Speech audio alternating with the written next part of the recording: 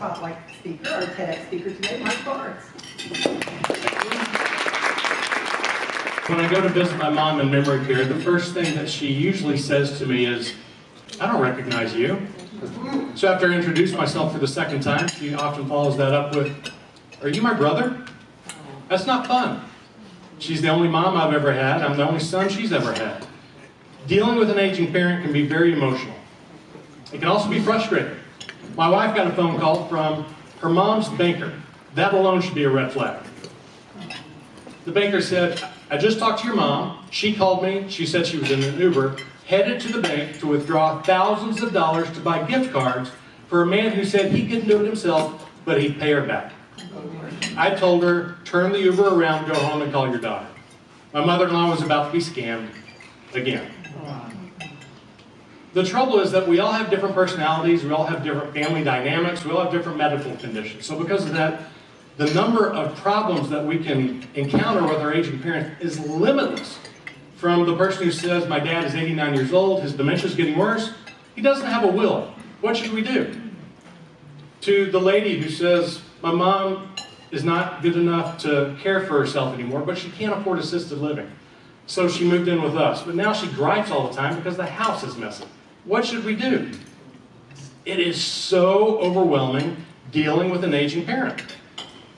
I kind of compare it to having your first child. I don't know about you, but when we had our first baby way back in 1997, my wife knew how to change a diaper and she had to teach me. Otherwise, we had no idea what we were doing with anything, and we were so overwhelmed. But the key then was that everyone we knew, everyone under the sun, friends, family, neighbors, coworkers, all had suggestions, tips, ideas. "Oh, the baby's got gas? Here's what you do. The baby can't sleep through the night? Here's what you do."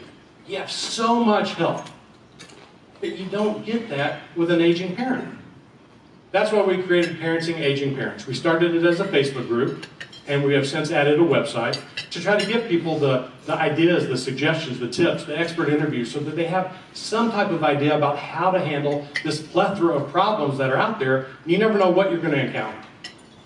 And it's been so gratifying to see so many people be helped by that. We have about 5,000 people in the Facebook group now, and it's growing every day.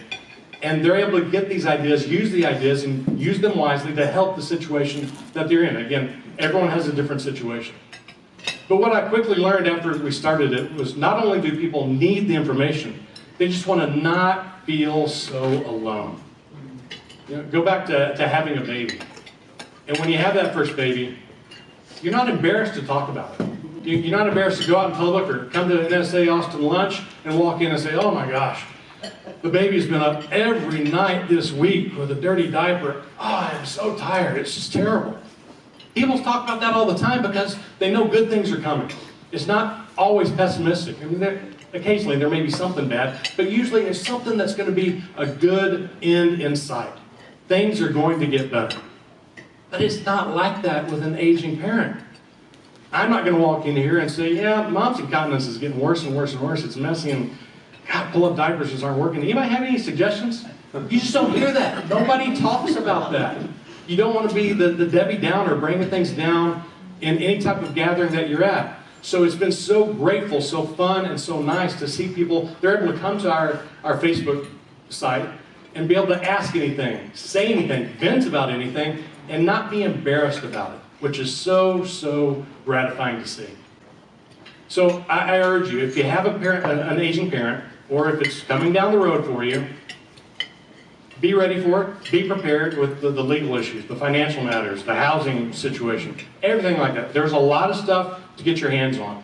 But more than anything, don't feel like you have to do it all by yourself.